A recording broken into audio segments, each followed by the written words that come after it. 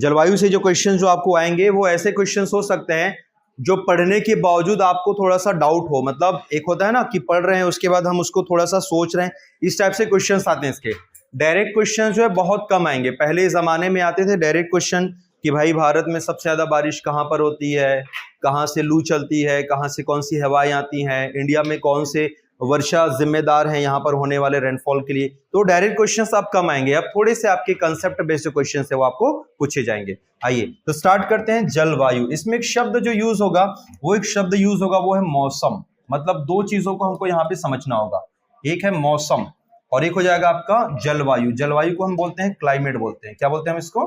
Climate बोलते हैं। मौसम को हम क्या बोलते हैं हम लोग?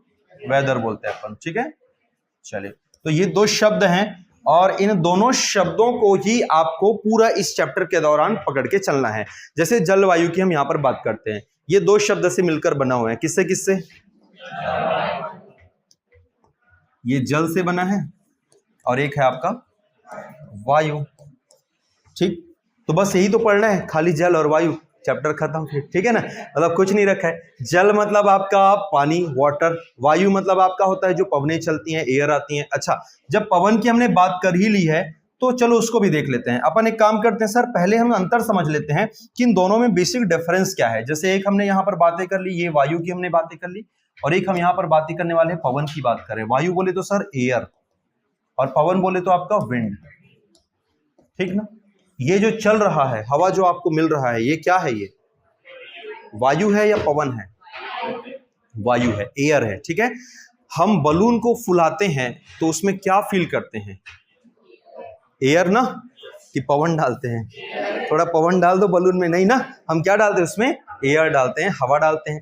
साथ ही साथ अगर मैं बात करूं अच्छे से, हाँ, वायु को हम हवा भी कह सकते हैं। दूसरा, अगर मैं बात करूं तो जो गाड़ी के टायर्स में जो रहता है वो क्या रहता है? वो भी एयर्स होता है। ठीक है, बट जब हम कार ड्राइव करते हैं, जब हम कार चलाते हैं, तो वहां पर जो सामने विंडशील्ड जो रहता है, सामने का जो यहाँ पे रहता है ना, ये सामने चक्का दिख रहा है, ये ऐसा पीछे, तो सामने जो ड्राइवर बैठे होते हैं, को ड्राइवर जो बैठे रहते हैं सामने, तो जो बड़ा सा एक आपका ग्लास नजर आता है उसको हम क्या बोलते हैं? विंड शील्ड कहते हैं। राइट, हम उसको एयर शील्ड नहीं करते। क्यों नहीं बोलते? क्योंकि सामने से जो आता है वो क्या आता है? तुम्हारा पवन आता है। पवनों में क्या होती है? इनकी खुद की क्षमता होती है, सेल्फ इनमें क्या होता है? पावर होता है। जबकि वायु जो रहता है ये कैसा रहता है? ये स्थिर होता है, इनको गति करानी पड़ती है। मतलब ये पंखा को चलाना पड़ रहा है तब हमको हवा प्राप्त हो रहा है। हम जब फूंक मारेंगे तो हमको एक्स्ट्रा प्रेशर लगाना पड़ेगा, ऐसे करेंगे तब तो निकलेगा ना, कि अब ऑटोमेटिक निकल जाएगा? नहीं, हमको एक्स्ट्रा अपना वर्क करना पड़ता है, तब हम इसको क्या बोलते हैं? वायु कहते हैं। पवनों में क्या होती है? इनकी खुद की क्षमता होती है, जो खुद के पास जो क्षमता है, खुद के पास पावर, उसको हम क्या बोलते हैं?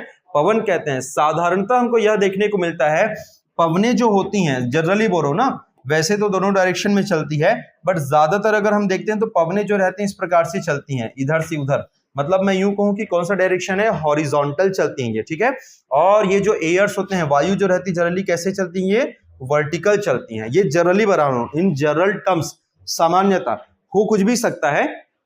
मोस्ट ऑफ द केसेस में आपको इस प्रकार से देखने को मिलेगा, यहां से वहां, वहां से यहां, और ये ऊपर से नीचे, नीचे से ऊपर। समझ आ रही बात मेरी? तो इस प्रकार से आपका दोनों में आपका अंतर हो जाता है, हवा में या वायु में और किसमें? पवन में।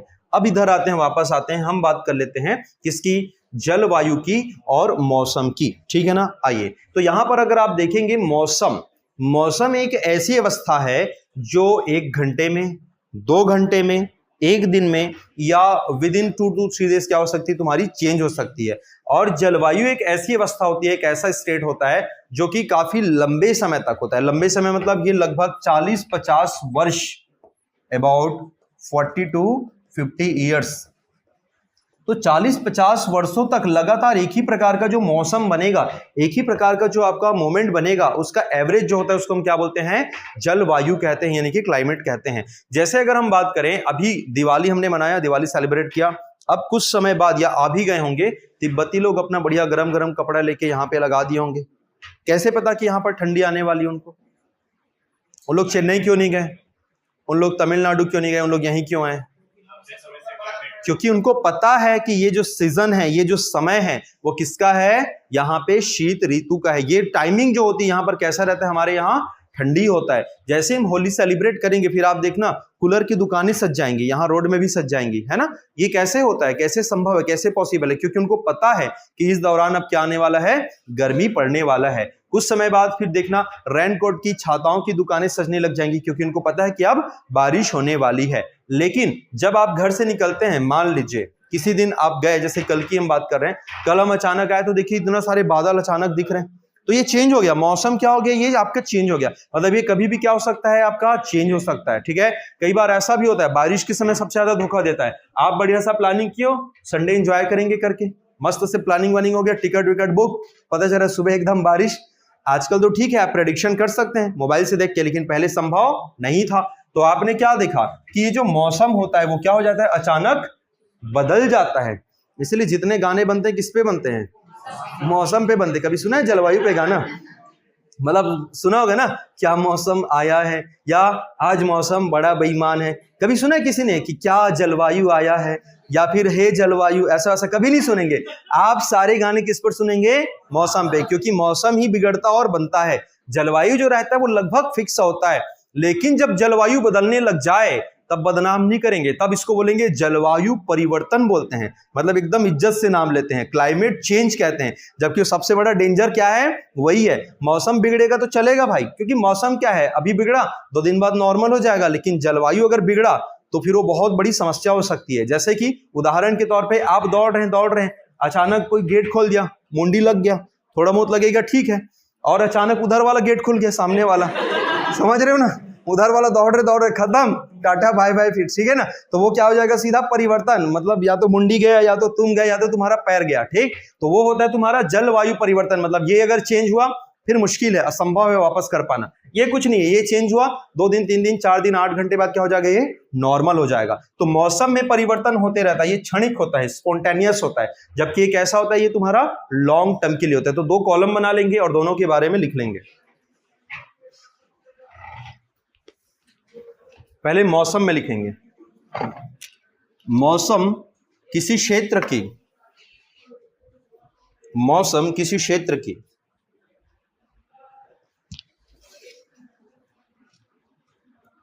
पर्यावरणीय अवस्थाओं में क्षणिक परिवर्तन होता है। किसी क्षेत्र की पर्यावरणीय अवस्थाओं में क्षणिक परिवर्तन होता है। Weather is a spontaneous change of any reason,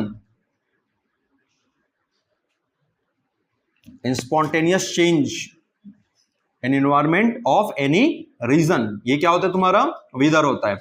आगे बढ़ेंगे, नेक्स्ट है जलवायु में आ जाओ। जबकि जलवायु 40-50 वर्षों के, जबकि जलवायु 40-50 वर्षों के मौसम का एक लंबा औसत होता है। The climate is an average of, the climate is an average of weather over 40 to 50 year long span. जबकि जलवायु मौसम के लगभग 40-50 वर्षों का क्या होता है, औसत होता है ना, एवरेज होता है। The climate is an average of weather for 40 to 50 year of span। तो ये चीज आप लोगों को समझ आ गया कि जैसा हमारे यहाँ का मौसम रहेगा पिछले 40-50 वर्षों में, उन्हीं को हम क्या करते हैं कि एवरेज निकालते हैं, औसत निकालते हैं, और फिर कह देते हैं कि यस हमारे यहाँ की जलवायु ऐसी है, तुम्हारे यहाँ की जलवायु वैसी है। बात समझ आ रही है? अब एक चीज आप समझें, हमारे यहाँ मान लेते हैं गर्मी बहुत ज्यादा पड़ी, बहुत बहुत बहुत ज्यादा गर्मी पड़ रही है, तो हम क्या बोलेंगे, हमारे यहाँ की जलवायु कैसी है, गर्म है, उष्णकटिबंधीय है, यही कहेंगे।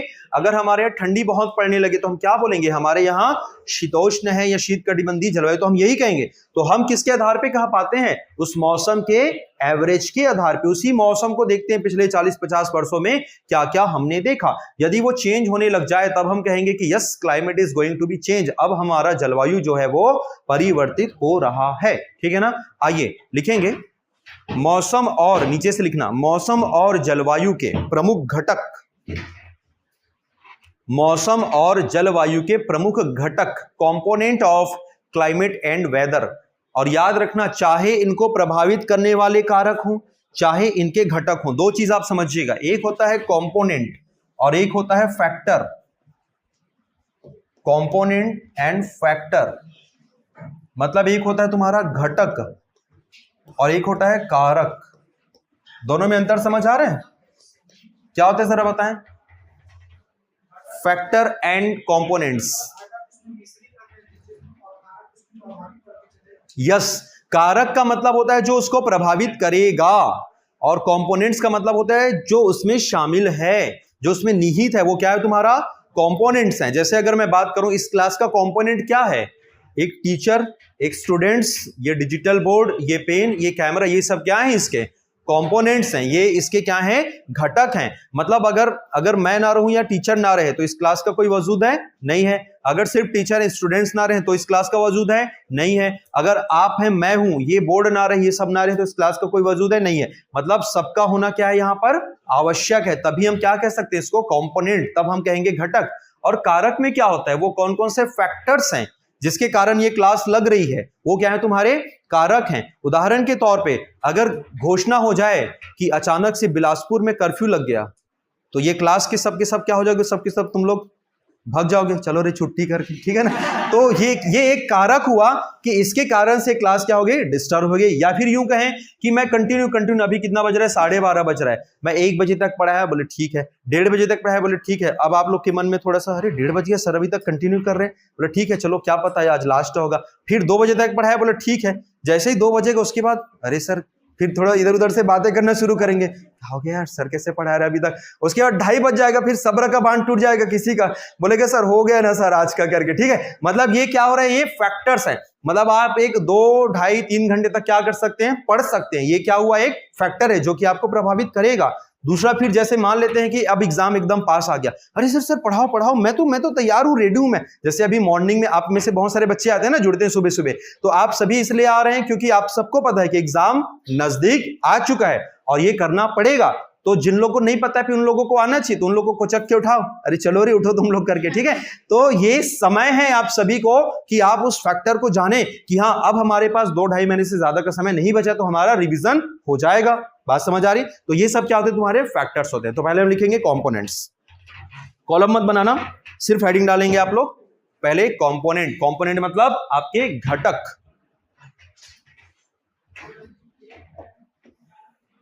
तो आपने प्रमुख घटक लिखे, तो जो मेजर इंपॉर्टेंट है उसको हम लोग देखेंगे। ऐसे तो बहुत सारे मिलते हैं, बट जो मेन कंपोनेंट्स हैं हम उसकी यहां पर बात करते हैं। तो किसी क्षेत्र की जलवायु में सबसे बड़ा जो रोल होता है वो किसका होता है, तापमान का, टेम्परेचर।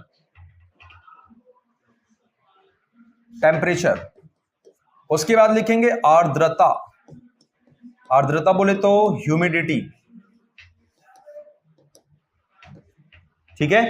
उसके बाद है तुम्हारा वर्षा, मतलब रेन। उसके बाद है तुम्हारा दाब, यानी कि प्रेशर। समझ आ रहे? ये सब क्या है, तुम्हारे महत्वपूर्ण आपके कंपोनेंट हैं। मतलब ये इतने आवश्यक हैं किसी क्षेत्र की जलवायु को क्या करने के लिए, निर्धारित करने के लिए, प्रभावित नहीं, प्रभावित बाद में आएंगे। मतलब यदि हमको जलवायु बताना है तो हमको इन सभी चीजों पर क्या करना पड़ता है, ध्यान केंद्रित करना पड़ता है। मतलब इन्हीं के इर्द गिर्द हम क्या करते हैं, किसी क्षेत्र की जलवायु को हम डिसाइड कर पाते हैं। और भी बहुत सारे फैक्टर्स आपको देखने को मिलेंगे, ठीक है ना। तो उन फैक्टर्स को हम फिलहाल इग्नोर करके चल रहे, क्यों, क्योंकि ये जो 4 होते हैं वो क्या होते हैं, तुम्हारे पूरे बेस होते हैं, पूरे क्या होते हैं, तुम्हारे आधार होते हैं। तो अलग अलग बुक्स में अलग अलग जगह पे आपको मल्टीपल फैक्टर्स भी देखने को मिलेंगे। सो डोंट गेट कंफ्यूज कि सर आपने इतना बताया था, ये इतना, ऐसा कुछ नहीं है, ऐसे क्वेश्चंस नहीं आएंगे। आपको केवल इतना पता होना चाहिए। फिर हम चलते हैं किधर, हम लोग कारक की तरफ चलते हैं। मतलब वो फैक्टर्स जो किसी क्षेत्र की जलवायु को क्या करने वाले हैं, प्रभावित करने वाले हैं। तो आइए लिखेंगे फैक्टर्स, कारक। सबसे पहला फैक्टर लिखेंगे अपन अक्षांश, लैटिट्यूड।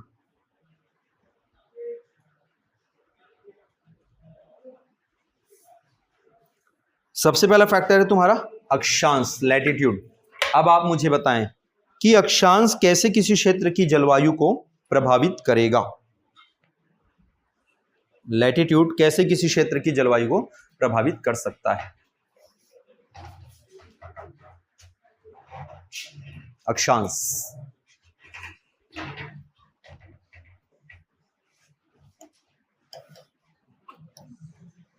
पहला लिख लिया ना, अक्षांश हेडिंग डाला सबने।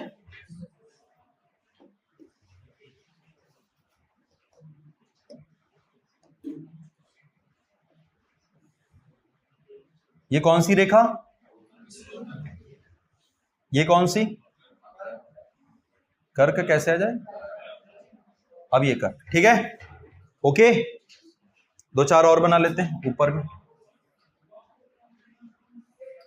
आपको क्या लगता है अगर मैं कुछ पॉइंट दे रहा हूं ए बी सी और ये डी, यदि मैं पूछूं आपसे कि सबसे अधिक तापमान कहां पे रहेगा तो क्या बोलोगे आप, और सबसे कम, पक्का, आर यू श्योर?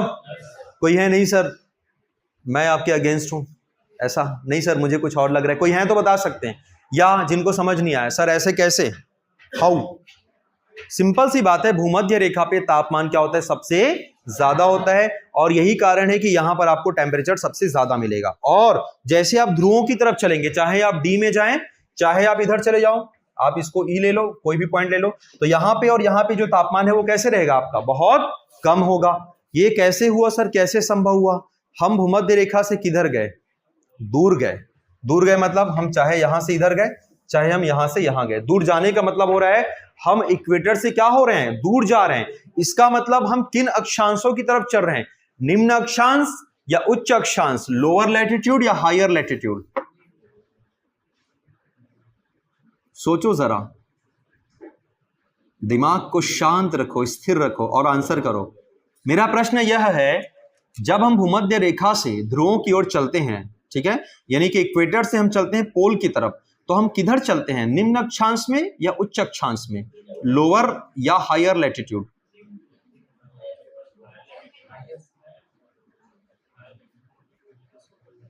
बताया तो था चैप्टर 1 में, बोलो। 0 बड़ा है कि 90 बड़ा है? तो कैसा अक्षांश हुआ, उच्च अक्षांश, याद रखना, ठीक है। कैसे, देखिए हमने यहां पर बोला था जी ये कौन सा डिग्री था, ये तुम्हारा 0 डिग्री था, इसको आप 30 ले लो, इसको आप 60 ले लो, इसको आप 90 ले लो। सेम यहां पर मिलेगा 30, 60 और 90। जब आप देखेंगे तो 90 बड़ा हुआ ना, 90 से छोटा कौन हुआ, 60, इससे छोटा 30 और सबसे छोटा आपका 0। तो इस 0 को ही क्या बोला जाता है, निम्न अक्षांश, और इन लोगों को कहा जाता है उच्च अक्षांश, और इन वाले को कहा जाता है मध्य अक्षांश। याद रखना, एकदम सिंपल है, मतलब जो डिजिट है उसी के आधार पर हमने उसको उच्च और निम्न कहा है। ये ऐसे नहीं है कि सर नॉर्थ में जा रहे हैं तो उच्च हो गया और साउथ में जा रहे हैं तो निम्न हो गया। बात समझ आ रही क्या?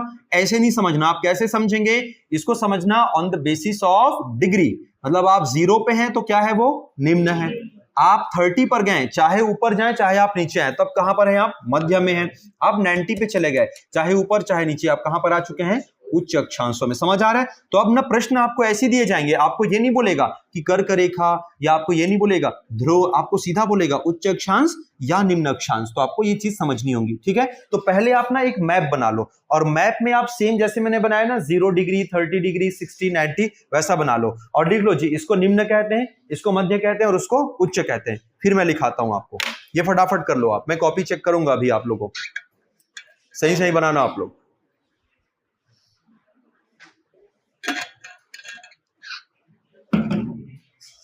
ये चैप्टर बड़े आराम से करेंगे, इत्मीनान से करेंगे, क्योंकि इस चैप्टर को आप जिंदगी में केवल एक बार पढ़ें। हाँ, लिटरली ये वो ऐसा चैप्टर है जिसको सिर्फ एक बार पढ़ना पड़ता है और पूरी जीवन के लिए याद हो जाता है।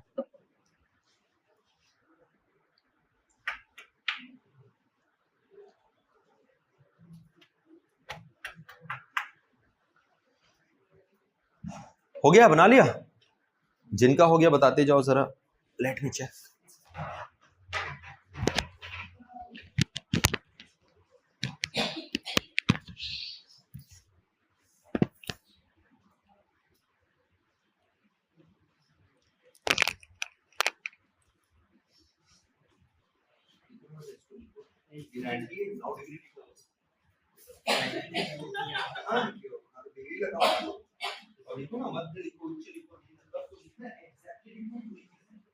और ऊपर में भी लिखो, नीचे में भी, तो बाद में कंफ्यूजन हो गया सर के ऊपर बस दिखाएगा, जो निम्न है वो तो 0 बस में रहेगा, मध्य दोनों जगह 30 में आएगा, उच्च दोनों जगह 90 में आएगा, पूरा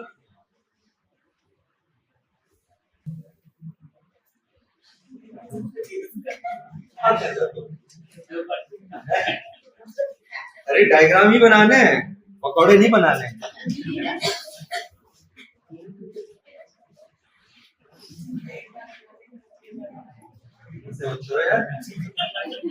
बन गया है, पाप लगेगा नहीं। समझ आ गया सबको? चलो अब लिखो। अब देखो मैं बनवा के चेक क्यों कर रहा हूँ, क्योंकि ना कई बार बहुत सारे बच्चे हाँ ना सर हो जाएगा ना सर, ऐसा नहीं होता है, आपको करना पड़ेगा। जब तक आप उसमें अडैप्ट नहीं जाएंगे ना, बाद में समस्या आती है फिर ये कि अरे यार सर ऊपर लिखा है कि नीचे, ये छोटी छोटी चीजें फिर बाद में आपको प्रॉब्लम करेगी। इसीलिए पहले आप अच्छे से बनाएं, जितना स्टार्टिंग में बहुत अच्छे से बनाएंगे फिर उतने आराम से आपको आने वाली चीजें समझ आ जाएंगी। अब लिखो यहाँ लिखना, भूमध्य रेखा से नीचे लिखो अक्षांश के अंतर्गत। आपने लिखा ना पहला फैक्टर लैटिट्यूड, लैटिट्यूड में क्या कहा, भूमध्य रेखा से दूर जाने पर, भूमध्य रेखा से दूर जाने पर ब्रैकेट में लिखना निम्न अक्षांश से उच्च अक्षांशों की ओर, भूमध्य रेखा से दूर जाने पर ब्रैकेट में क्या लिखेंगे, निम्न अक्षांश से उच्च अक्षांशों की ओर, moving away from the equator, bracket में लिखना from lower latitude to higher latitude. हो गया, ब्रैकेट क्लोज। तापमान में गिरावट होती है, there is a decreasing in temperature, तापमान में गिरावट होती है। समझ आ रहा है? अब देखो आप इसको रटने जाओगे ना तो कभी जिंदगी में समझ नहीं आएगा। यकीन नहीं है तो ऐसा व्यक्ति जिसने कभी ज्योग्राफी नहीं पढ़ी इस लाइन को पूछवा के देख लेना, भाई समझ नहीं आ रहा समझा दो, गारंटी दे रहा हूं नहीं बता पाएगा कि क्या लोअर लोअर क्या कर रखा है ना। तो वो फिर बोलेगा, क्योंकि इसको आपको समझना पड़ेगा, इसको आप रट नहीं सकते। अब अभी आपने इसको नहीं भी लिखोगे आप समझ आ गया तो लिखने का भी सीन है नहीं यहाँ पर, बट लिखना इसलिए पड़ रहा है क्योंकि कहीं कल के डेट में हम तब जब देखें वापस से कॉपी हम देखें तो हमको ये चीजें पता होनी चाहिए। तो लाइन समझ आ गया? आप भूमध्य रेखा से कहां जा रहे हैं, दूर जा रहे हैं, चाहे आप ऊपर जाए चाहे आप नीचे जाए, तो तापमान क्या मिलेगा आपको, कम मिलेगा। क्यों? क्योंकि भूमध्य रेखा पर तापमान सर्वाधिक होता है, सबसे ज्यादा होता है, ये आप सभी को पता है। ठीक है, क्यों होता है इसको हम लोग अभी देखेंगे थोड़ी देर बाद। तो ये पहला फैक्टर हुआ कौन सा, अक्षांश। दूसरा लिखेंगे नंबर 2। अब इसका मीनिंग क्या होता है आपको बताना है। नंबर 2 तुंगता, कितने लोगों को पता है मीनिंग? Raise your hand. तुंगता हिंदी मीडियम वाले को तो पता नहीं पड़ेगा। अच्छा अगर मैं इसको कहूं एल्टीट्यूड, अब बताओ ऊंचाई, तो ऐसे ही फंसाता है आपको। वो क्या दे देगा कि निम्नलिखित में से कौन किसी क्षेत्र की जलवायु को प्रभावित करने वाले कारक है। आप पढ़ के जाओगे ऊंचाई, वो आपको देगा तुंगता। ये क्या है तुंगता, तुंगता ये सब तो हमने नहीं पढ़ा। तो एल्टीट्यूड, तो आप वहां पर फिर इंग्लिश का आपको सहारा लेना पड़ेगा क्योंकि इंग्लिश में एल्टीट्यूड ही कहा जाएगा। और कितनी खूबसूरती है, लैटिट्यूड पे जस्ट उल्टा कर दो, एएल, लैटिट्यूड लिखा था ना, तो एएल को आपने एए को क्या बना दिया, ए बना दिया, बन गया, दोनों में ट्यूड आ गया। ठीक है, तो लिखेंगे तुंगता मतलब ऊंचाई, इसको हाइट नहीं बोला जाता, इसको क्या बोलते हैं, एल्टीट्यूड कहते हैं। तो आपने कभी देखा होगा, इसीलिए लिखा रहता है समुद्र तल से ऊंचाई। जब भी आप ट्रेन में यात्रा करते हैं तो रेलवे के जितने भी आपके जो स्टेशन होते हैं वहां पर बताया जाता है, इसके पीछे का एक कारण होता है। कोई बता सकते हैं क्या कारण होता है? हर जगह रेलवे स्टेशन की ऊंचाई तो लिखी रहती है, देखा है कि नहीं? पहले ये बताओ, समुद्र तल से ऊंचाई, हाइट फ्रॉम सी लेवल, इसके पीछे का कारण क्या हो सकता है? मतलब इतना क्या है कि सर सब चीज लिख रहे हो, ऊंचाई ऊंचाई लिख रहे हो। पहले जमाने में क्या होता था कि ट्रेनें जो चलती थी वो किससे चलती थी? सबसे पहले तो कोयला वाला, मतलब भाई स्टीम वाला, उसके बाद किसमें आया तुम्हारा, वही है ना, फिर आया तुम्हारा डीजल वाला, फिर अब किसमें आ चुका है, इलेक्ट्रिक आ चुका है। ठीक है, तो खैर इलेक्ट्रिक में समस्या नहीं है, बट आपको थोड़ा सा उसमें एडवांटेज भी मिलता है। कोयले वाले में सबसे बड़ी समस्या ये थी, कोयला वाला का देखा होगा आपने, एक व्यक्ति प्रॉपर कोयला डालने के लिए रहता था, कैसे चलते रहता था, ठीक है। उसके बाद डीजल वाले में भी समस्या आती थी, क्योंकि पावर को आपको ऑप्टिमम यूज करना है, आप उसे डलवा रहे हो कोयला, और इधर नीचे ढलान वाली है, मतलब एक हाइट का मान लेते हैं 200 मीटर और दूसरी वाली हाइट कितनी आ गई मान लेते हैं 150 मीटर, आपको पता है।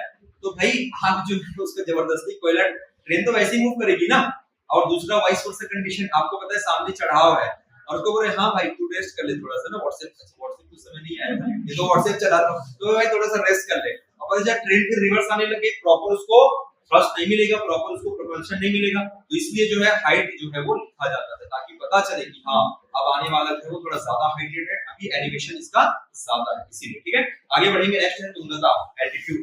आप लोग बताएं कि जैसे जैसे हम ऊंचाई की ओर बढ़ेंगे क्या होगा, तापमान में गिरावट आएगी या कमी आएगी?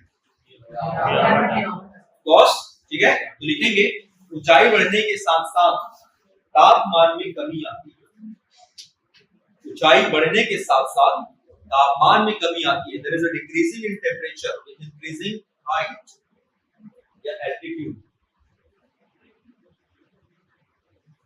तापमान बढ़ने के साथ साथ इसमें कमी आती है, ऊंचाई बढ़ने के साथ साथ तापमान में कमी।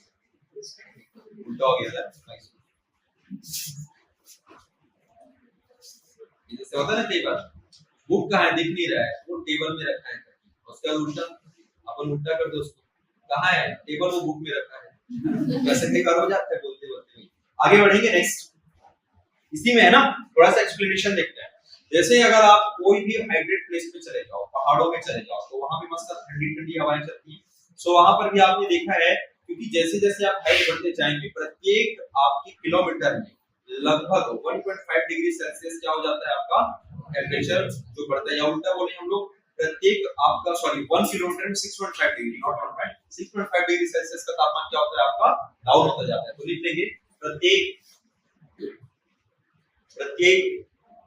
किलोमीटर की ऊंचाई में 6.5 डिग्री सेल्सियस तापमान में गिरावट आती है। प्रत्येक किलोमीटर ऊंचाई में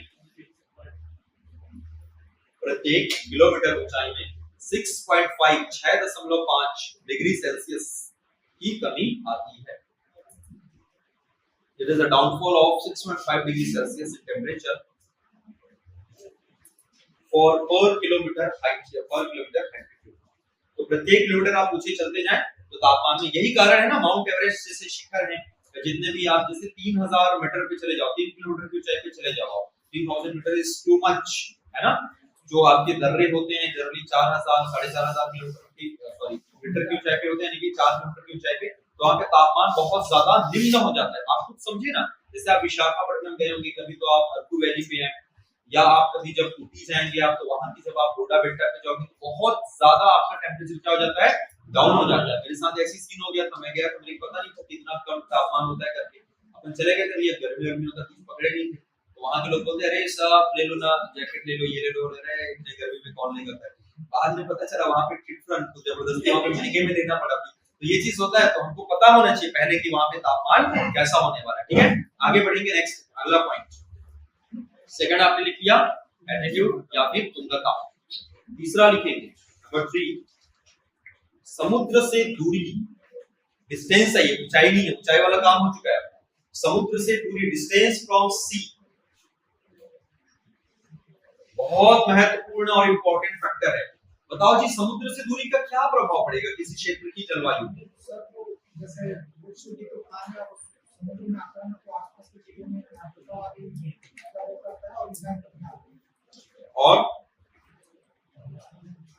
और बताएं समुद्र से दूरी का क्या प्रभाव पड़ेगा? अच्छा, आपको क्या लगता है कि समुद्र वाले क्षेत्रों में, जैसे कि तमिलनाडु की मैं बात कर रहा हूँ, ठीक है, आपको क्या लगता है अगर कोई व्यक्ति वहां पे शॉल स्वेटर बेचने जाएगा, जैकेट बेचने जाएगा, तो बिकेगा क्या? कभी देखा है तमिल लोगों को पहनते हुए? लुंगी पहनते हैं मस्त, है ना, ठीक है, वो ऐसा नहीं पहनेंगे कभी। या फिर आपने वाइस वर्सा उल्टा कंडीशन आपने कभी देखा होगा कि उत्तर हिमालय वगैरह साइड जाओ तो कूलर बेचते हुए कभी मिलेगा? तो वहां तो पंखे भी नहीं रहते, मजाक नहीं कर रहा हूँ, वहां के होटल्स में पंखे भी आपको नहीं मिलेगी, जरूरत ही नहीं है पंखों। और जो रूम रहते हैं वहां पे कैसे रहते हैं, वुडन वाले होते हैं, लकड़ी के, कारण कंक्रीट वाले जो होते हैं या लोहे के जो रहते हैं वो जल्दी ठंडा हो जाता है। और आप कभी जैसे नोटिस करिएगा पार्क में, कोई सा भी पार्क में जाओ, अभी सुबह सुबह ठंड के दिनों में जाओ, आपको एक लोहे का मिलेगा बेंच और एक लकड़ी का मिलेगा, इसमें बैठना पसंद करोगे? लकड़ी का। लोहे का कैसे रहता है, बहुत ज्यादा ठंडा रहता है।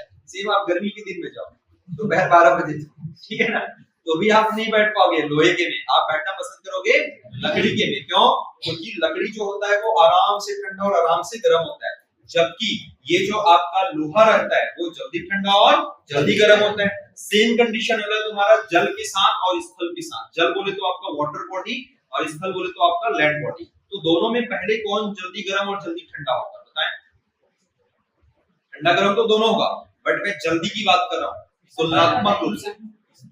लैंड पार्ट क्या होता है, जल्दी गर्म होता है और जल्दी ठंडा भी होता है। जैसे बाहर की तापमान आप उठा के देखना, रूम का तापमान नॉर्मल है, आप बाहर का तापमान जाके देखना, कोई भी आप वाटर बॉडी ले लो जहां पर आपका पानी वानी रहता है, जैसे कि कोई समुद्र वाला एरिया, समुद्र छोड़िए, समुद्र उसी के समुद्र थोड़ी जाएंगे, है ना, आसपास का कोई रीजन देख लो जहां पर तालाब होगा, और आप जाके देखना वहां पर तालाब में गर्मी के दिनों में भी तालाब का जो पानी रहता है आप उसको टच कर सकते हो, लेकिन जो बगल का जो जमीन रहेगा, जो धरती रहेगी, बहुत ज्यादा क्या रहती है, तब चुकी होती है। तो पानी उसकी तुलना में थोड़ा लेट क्या होता है, ठंडा होता है और थोड़ा लेट गर्म होता है।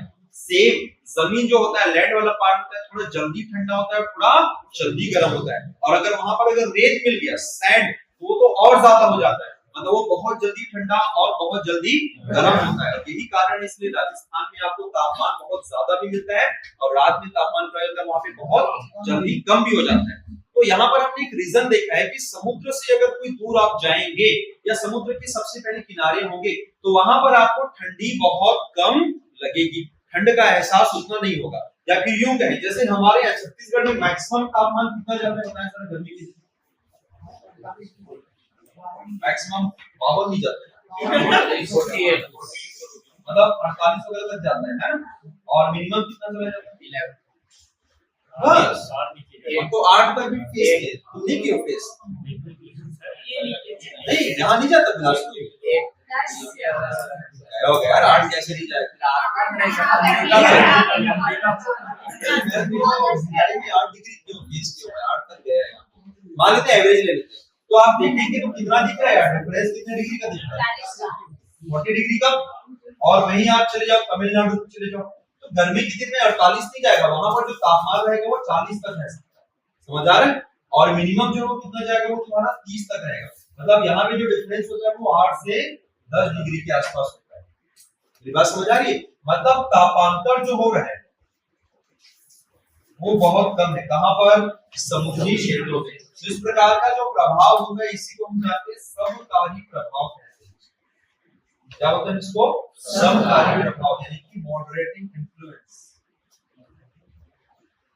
और हमारे क्षेत्र में जहां पर गर्मी बहुत ज्यादा हो जाए और ठंडी भी बहुत ठंड हो जाए, ऐसे क्षेत्रों में पड़ने वाले प्रभाव को कहते हैं विषमकारी। क्या होते हैं? विषमकारी, मतलब एक्सट्रीम इफेक्ट। तो लिख लेंगे अपन, चलिए देखिए, समुद्र से दूर जाने पर,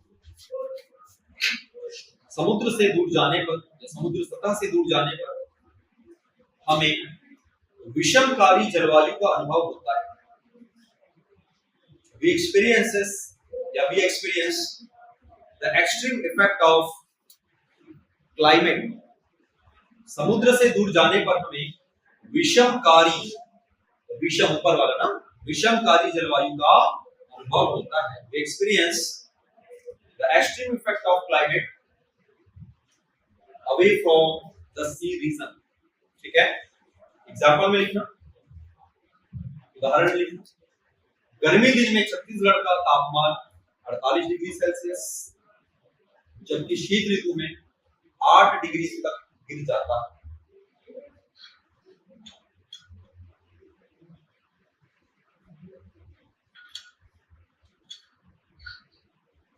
ग्रीष्म ऋतु में छत्तीसगढ़ का तापमान 48, जबकि शीत ऋतु में 8 डिग्री तक, मतलब और भी कम हो सकता है, विंटर में तो और भी कम चला जाता है। ठीक है, so the temperature of Chhattisgarh in summer is about 48 degrees Celsius and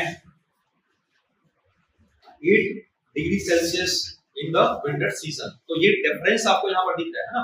देखना इस प्रकार से लगभग 40 डिग्री सेल्सियस का तापमान या तापांतर देखने को मिलता है। तापांतर इस प्रकार से लगभग 40 degree Celsius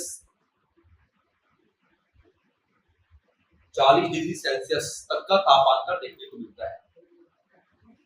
In this way we can see the temperature difference about 40 degree Celsius. तो तापांतर कितना डिग्री सेल्सियस है? 40 डिग्री। इसको अंडरलाइन कर लेना, तापांतर को और 40 डिग्री को। ये तापांतर समझ आ रहा है ना, ये तापमान नहीं है, ताप में अंतर है, टेम्परेचर डिफरेंस है, ठीक है। अब नीचे लिखेंगे पैराग्राफ चेंज करके, वहीं समुद्र तटीय क्षेत्रों में, पैराग्राफ चेंज करके, वहीं समुद्र तटीय क्षेत्रों में ग्रीष्म ऋतु और शीत ऋतु के तापमान में कुछ खास अंतर नहीं रहता।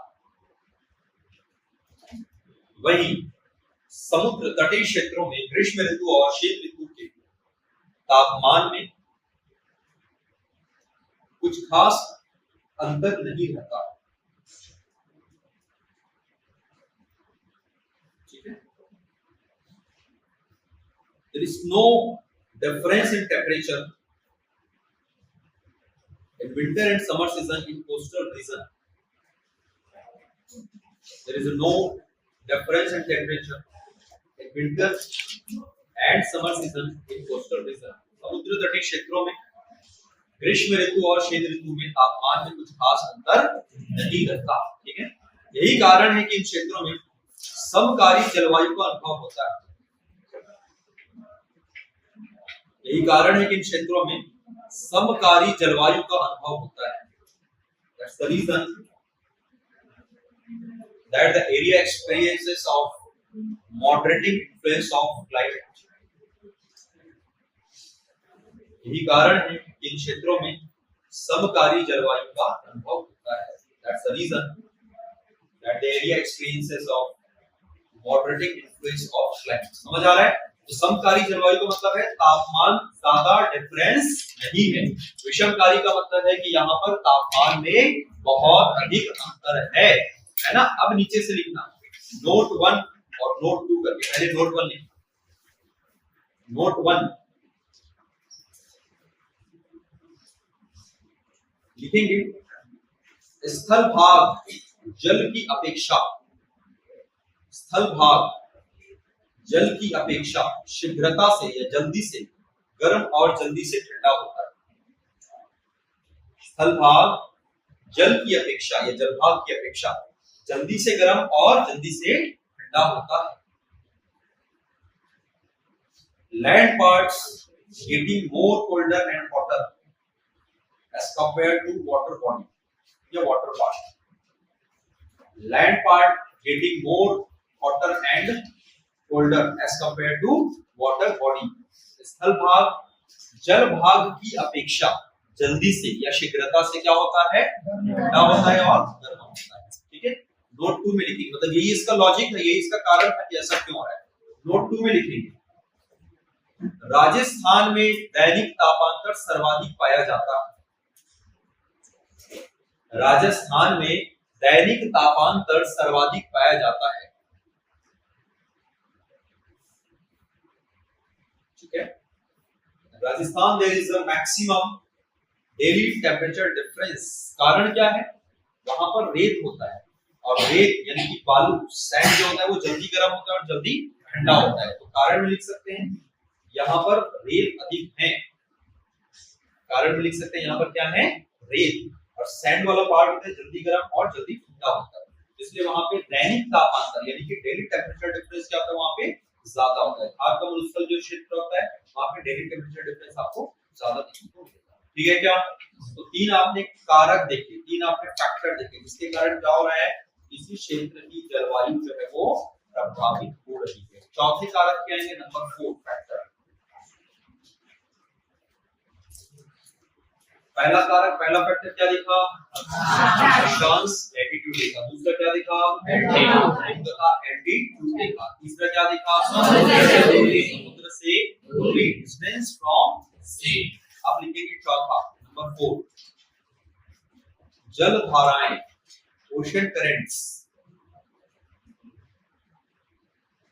या महासागरीय जलधाराएं, ओशन करेंट्स, महासागरीय जलधाराएं, ओशन करेंट्स, ये वो करंट्स होते हैं, ये वो जलधाराएं होती हैं जो किसी क्षेत्र की जलवायु को निर्धारित करेंगी कि कौन ठंडा होगा और कौन आपका गर्म होगा। जैसे उदाहरण के तौर पे जिन क्षेत्रों में ठंडी जलधाराएं चलेंगी वैसा क्षेत्र क्या रहेगा आपका, ज्यादा आपका गर्म रहेगा, और जिन क्षेत्रों में आपकी ठंडी रहेगी तो वहां पे ठंड होगा, और जैसा क्षेत्र आपका गर्म चलेगा तो वहां पर जलधाराएं कैसे मिलेंगी आपको, गर्म मिलेंगी। जैसे उदाहरण के तौर पे अगर मैं आपकी जानकारी के लिए बताऊं तो आप लोगों ने एक देश देखा होगा, एक देश सुना होगा, इसका क्या नाम है, ये इसका नाम है,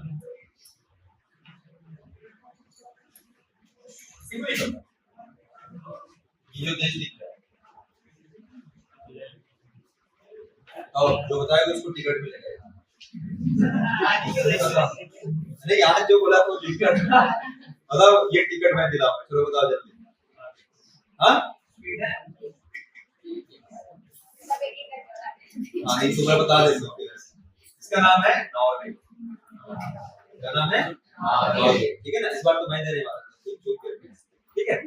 आओगे, चेहरा क्यों छुपा लिया, देख रहे थे वो आपको भी पता है, ठीक है। अभी हम भी वहां बैठा करते हैं। चलिए, सो नॉर्वे जो है ये कौन सा देश है आपका, यूरोप में इससे सबसे ऊंचाई पर है। आपको क्या लगता है कि यहाँ पे जो तापमान होता है, जैसे फॉर एग्जांपल हम इसकी बात करेंगे नॉर्वे और यहाँ पर आपको इंग्लैंड, ब्रिटेन आपको नजर आ रहा है, इधर आपको फ्रांस नजर आ रहा है, और ये स्विट्जरलैंड ये वाले, ठीक है ना। आपको क्या लगता है स्विट्जरलैंड और नॉर्वे में ज्यादा ठंडा कौन होगा, वो भाई ये तो उससे ज्यादा ऊंचाई पे है, समुद्र किनारे तो ये भी चलो इटली है, ये भी तो है समुद्र के किनारे, उससे क्या ही फर्क पड़ता है।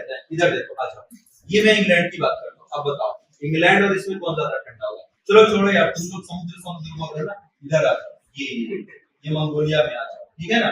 अब बताओ, चलो यहाँ पे आ जाओ इधर, अब बताओ दोनों में कौन ज्यादा ठंडा होगा, अब बोलो। लद्दाख में और नॉर्वे में कौन ज्यादा ठंडा होगा, कौन, नॉर्वे, ऐसा क्यों,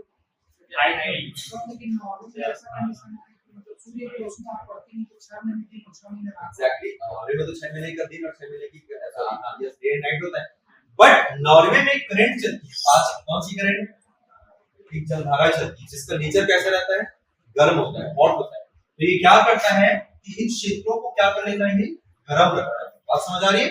और यहाँ पर एक ठंडी जलधारा चलती है, तो इन क्षेत्रों को क्या रखता है, ये ठंडा रखता है। तो जो ओशन करंट जैसे जैसे चलेगी, जैसे जैसे जलधाराएं चलेगी वैसा वैसा क्या मिलेगा आपको, वहां पर आपको देखने को मिलेगा कि यस वो जो क्षेत्र होता है वो बहुत अधिक ठंडा है, और जो क्षेत्र है वो बहुत अधिक क्या होता है, गर्म होता है। तो कौन डिसाइड करता है, ये जलधाराएं करती है। तो लिखेंगे ठंडी जलधारा वाला क्षेत्र, ठंडी जलधारा वाला क्षेत्र ठंडा, और गर्म जलधारा वाला क्षेत्र गर्म होता है। ठंडी जलधारा वाला क्षेत्र ठंडा, और गर्म जलधारा वाला क्षेत्र क्या होता है, गर्म होता है। ये एकदम बेसिक और एकदम सिंपल क्वेश्चन, मतलब सिंपल लॉजिक है। जहां पर देखो उदाहरण के तौर पे आप यहाँ पर बैठे हो और मैं 1 घंटा गर्म पानी ला के रख दूं यहाँ तो यहीं पे रूम का टेम्परेचर थोड़ा गर्म होगा कि नहीं होगा, मतलब उससे भाप जब निकलेगा तो यहाँ पे रूम का तापमान गर्म होगा कि नहीं, हाँ या ना, होगा ना। और वहीं अगर मैं यहाँ पर 1 सिल्ली बर्फ ला के रख दूं या बड़ा सा, तो कहीं ना कहीं थोड़ा सा, हालांकि पानी पूरा बह जाएगा, ठीक है, बट यूं कहूंगा कि कहीं ना कहीं थोड़ा सा ठंडकता का एहसास होगा डेफिनेटली। तो जहां पर ओशन करंट आपकी गर्म चलती है उन क्षेत्रों में तापमान कैसा रहता है, थोड़ा सा गर्म होता है, और जहां पर ओशन करंट आपकी ठंडी वाली चलती है उन क्षेत्रों में तापमान कैसा रहता है आपका, थोड़ा सा ठंडा होता है। अब लिखेंगे नंबर 5, नंबर 5 उच्चावच, नंबर 5 है उच्चावच, यानी कि इसको हम लोग जानते हैं टेरेन।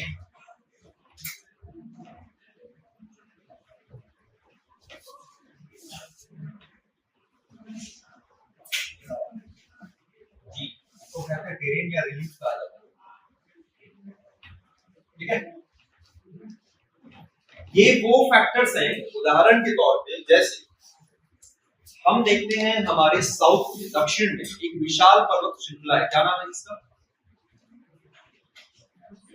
दक्षिण में, पश्चिम में एक विशाल पर्वत श्रृंखला है, क्या नाम है जी? श्रृंखला की बात हो रही, सीरीज, वेस्टर्न घाट है ना, पश्चिमी घाट। अब ये बताएं, अगर पश्चिमी घाट ना होता तो आपको लगता है कि इतना ज्यादा बारिश होता है? आप बताएं, यदि पश्चिमी घाट ना होता तो क्या बारिश होती वहां पर? यदि मैकाल पर्वत ना होता तो क्या वृष्टि छाया पड़ता कवर्धा में? नहीं ना। मतलब कोई न कोई लोग हैं जो क्या कर रहे हैं, यहाँ पर अपनी भूमिका निभा रहे हैं। वो कौन है? यही उच्चावच, यानी कि ये जो उबड़ खाबड़ जो जमीन होती है, जो समतल, जो आपकी भूमि, असमतल जो भूमि होती है, वो किसी क्षेत्र की जलवायु में क्या करती है? महत्वपूर्ण भूमिका निभाती है। तो लिखेंगे ये ऊंचाई से इसका लेना देना नहीं है, ऊंचाई तो अलग ही थी, उसकी बातें हमने अलग कर दी। तो हमने किसके आधार पर कहा? वो हमने तापमान के आधार पर कहा। लेकिन जब आपकी पवनें चलेंगी तो ये जो टेरेन्स है, ये जो आपके रिलीफ्स है, ये क्या करेंगी? ये भूमिका निर्धारित करेंगी कि कहां पर बारिश हो रही है और कहां पर बारिश नहीं हो रही है। तो लिखेंगे उच्चावच, है ना, इसके अंतर्गत लिखना किसी क्षेत्र में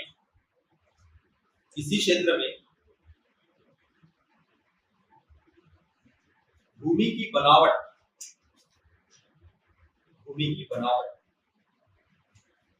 तथा पर्वत और पठारों की स्थिति,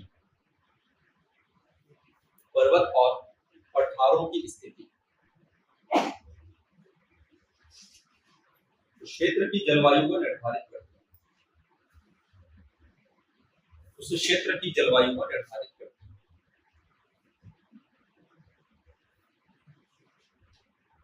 The location of mountains and plateau,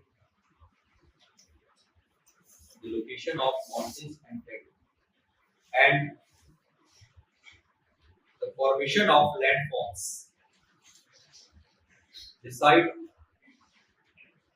decides the factor of climate in that region.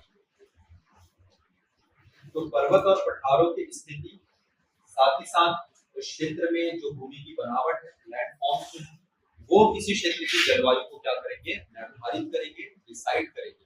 मतलब कैसे वहां पर बारिश होगी या नहीं होगी, या पवनें चलेंगी या नहीं चलेंगी, रेगिस्तान होगा या नहीं होगा, इन सब को डिसाइड करने वाले फैक्टर्स कौन है?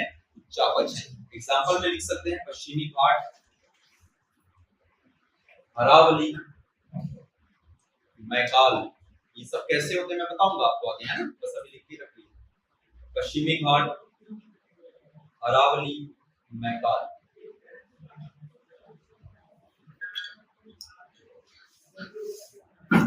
ये सभी का अगला है नेक्स्ट, नंबर 5 था नहीं, नंबर 6 लिखेंगे पवने एवं वायुदाब। पवने एवं वायुदाब, विंड एंड एयर प्रेशर या सिंपल प्रेशर लिख सकते हैं, विंड एंड प्रेशर। ठीक है, ये बहुत बड़ा पार्ट होगा ये, मतलब इसको अपन कल करेंगे। बस आप लोग कल एक काम करना, कल के लिए सिर्फ ये ना मैप बस देख के आना है, पढ़ना नहीं, बस देख के आना है। ग्लोब जो होता है उसको देख के आना है, क्योंकि कल जब मैं बताऊंगा 0 डिग्री, कर्क रेखा, मकर रेखा, ये सब फिर से अपन यूज करेंगे, ग्लोब एंड ऑल ये वाला क्वेश्चन। तो एक बार आप लोग मैप देख के आना या ग्लोब देख के आना। ग्लोब होगा तो ग्लोब और बहुत आसान होगा आपके लिए, उसको एक बार विजुअलाइज करके आना। मैं तो कल कराऊंगा ही आप लोगों को, बट एक बार आप अपने से इसको जरूर देख के आना, तो कल और बहुत अच्छे से इसको करेंगे। ठीक है, तो आज इसको यहाँ पे फिनिश करते हैं। अगर आप चाहते हैं अपने कैरियर को एक नई दिशा देना और सुनहरे भविष्य को साकार करना, तो जुड़िए कंपटीशन कम्युनिटी के साथ। आज ही हमारे वेबसाइट के कैरियर पेज पर विजिट करें अथवा डिस्क्रिप्शन बॉक्स पर दिए गए लिंक पर क्लिक करें। हमेशा आपके साथ टीम कोको।